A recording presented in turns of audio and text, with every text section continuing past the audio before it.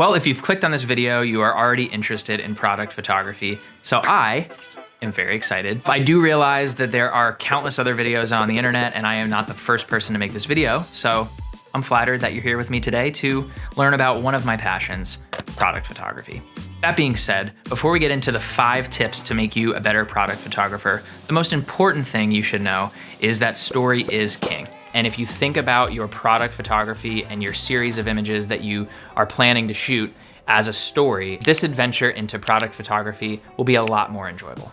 So let's stop wasting your time. Let's just get right into the video, starting with tip number 1.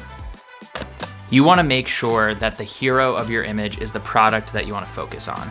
And what I mean by that is make sure that your composition isn't getting clouded by other items or other products that aren't necessary to the story of that product. Let's say we want to take a photo of this coffee or this Chemex, a way that I make coffee in the morning. And this is not for a client, this is just personal project, maybe something we wanna put on our Instagram feed. I have another account separate from Leave the Map where I cater more to the product photography and sort of the darker tones. But let's say our hero in this case is the Chemex.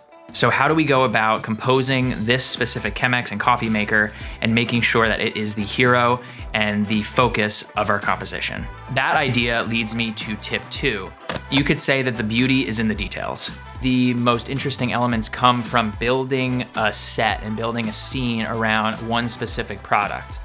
In this case, we know that Chemex is a coffee maker. So how do we build other elements in the scene that tell the story of what it's like for me to wake up in the morning and have a cup of coffee? Maybe to be a little more interesting, we have a packet of sugar that's dumped on the counter. We use a countertop to add some contrast and some different textures to that coffee. We want to see that steam coming off the coffee. We want to maybe add some stir sticks, some beans, a grinder, all the elements that make up just a very simple sequence of my morning making coffee, tell the larger story of all the things that go into it.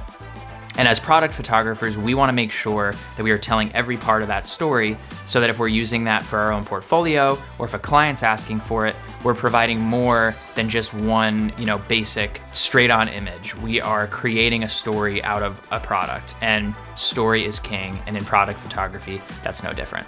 Tip number 3 is all about creating a collection with some diversity and experimenting with different angles and focal lengths. Many people think with product photography that the best way to get your shot is to slap on a macro lens and photograph the details of that specific product. And in a lot of cases, this is a necessary thing to do. If you are shooting something with a lot of detail, like maybe this necklace, or you're shooting something with buttons or patterns on this shirt, let's say a watch hand, something like that, then a macro lens might be the way to document the most important elements of that product. But another important element is to get creative with those angles, get creative with the different focal lengths. In telling a more diverse story, you don't want every shot of that product to feel exactly the same as the last one. You want to adjust your depth of field. Maybe you're shooting on a wide angle and you get an entire scene of this flannel or this shirt in action. How can you tell a story of this specific flannel without just showing the buttons?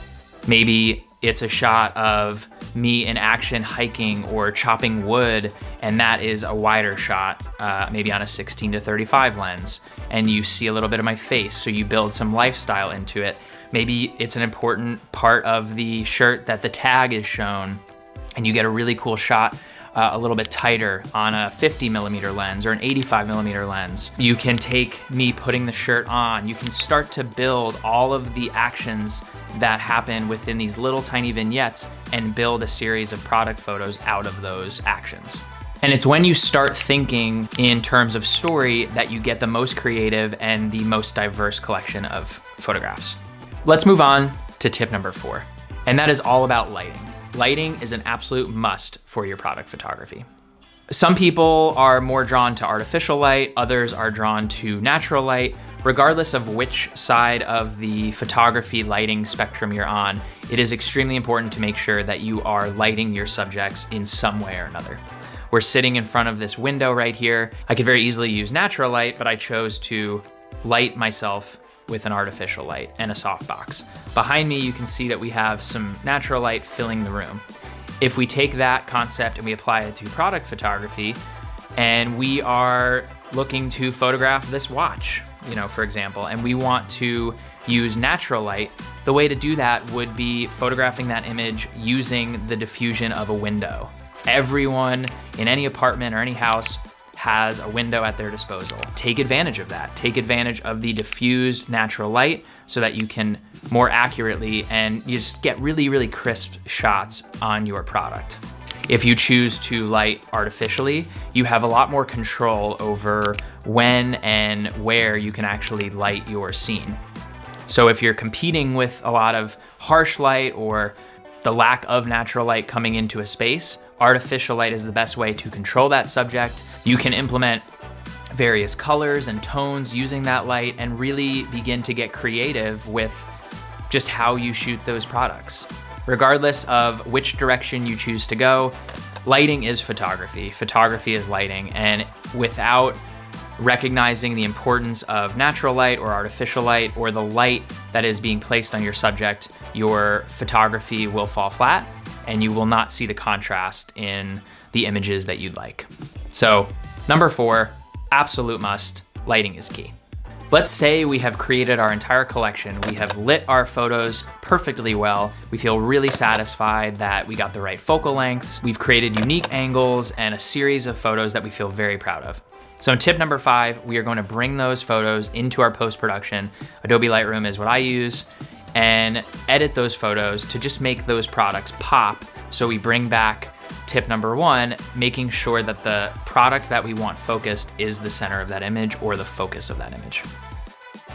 So here I'm bringing in a collection of some of the photos that I took for this specific video. We have our photos of the watch, we have our photos of our Chemex, and we have our photos of the flannel shirt. Let's say this flannel company, in this case, I think it's The Gap. Let's say The Gap hired me to take photos of this shirt.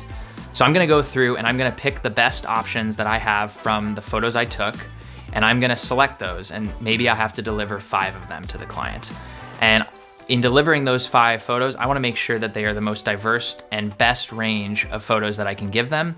And in each of these edits, I wanna make sure they have the same consistent look and that the focus is always the flannel. Now, if I wanted to take it one step further, maybe I wanna add a little bit of grain or I wanted to add some texture. So I would take that image from Lightroom, I might put that in Photoshop, and I might adjust those elements and just add one other additional layer of creativity or a creative style that separates my work from somebody else's. When I started my journey as a photographer 10 plus years ago, product photography was something that I could do and I could practice, and I could go out and shoot things in my home and my surroundings that I didn't have to pay for, I didn't have to travel anywhere for, and I wasn't getting paid for at the time. So the reason I think product photography is such an amazing medium for practicing your skills and also just, building yourself up as a photographer is that anyone can do it in any capacity, anywhere they are. If your passion is food and you're interested in photographing the process of making a meal, the ingredients that go into that meal, and everything that's a part of that recipe, product photography is a great way and a great creative outlet to express that passion and also practice your skills as a photographer in the process. Get out there, create story from your photographs, have fun with it, and feel fired up about photography, because it really is an incredible medium and it is a way of self-expression, and everyone with some creativity, imagination, and a good eye can go out there and be a product photographer. Click the like button below. It really does help. Hit the bell for some notifications when we release more of these videos. I promise they're coming, and we'll see you on the road. And in this case, we'll see you right back here in the office.